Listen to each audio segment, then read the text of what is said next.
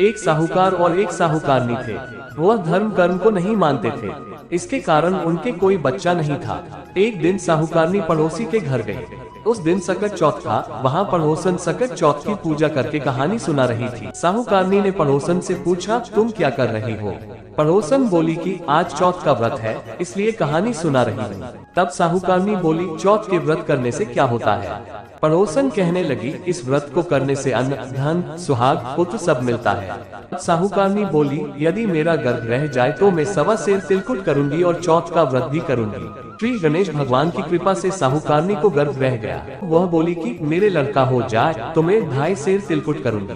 कुछ दिन बाद उसके लड़का हुआ तो वह बोली कि हे चौथ भगवान, मेरे बेटे का विवाह हो जाएगा तो 5.25 सेर का तिलकुट करूंगी। कुछ वर्षों बाद उसके बेटे का विवाह तय हो गया और उसका बेटा विवाह करने चला गया, लेकिन उस साहूकारनी ने तिलकुट नहीं किया।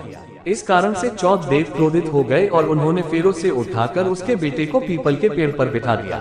सभी वर को खोजने लगे पर वो नहीं मिला। हताश होकर सारे लोग अपने अपने घर को लौट गए।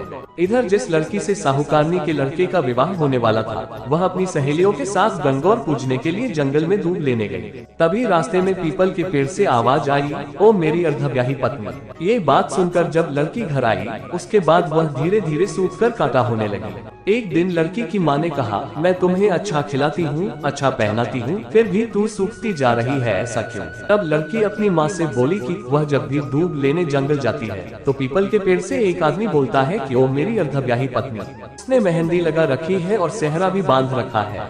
तब उसकी माँ ने पीपल के पेड़ के पास जाकर देखा, ये तो उसका जमाई ही था।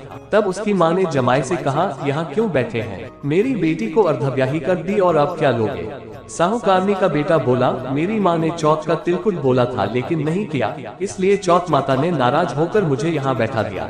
ये सुनकर उस लड़की की माँ साहूकारनी के घर गई और उससे पूछा कि तुमने सकट चौथ के लिए कुछ बोला है क्या? तब साहूकारनी बोली, तिलकुट करने को बोला था। उसके बाद साहूकारनी बोली, हे गणेश भगवान, मेरा बेटा घर आ जाए तो 2.5 मन का तिलकुट करूंगी। ये सुन श्री गणेश भगवान प्रसन्न हो गए और उसके बेटे को फेरों में लाकर बैठा दिया। बेटे का विवाह धूमधाम से हो गया।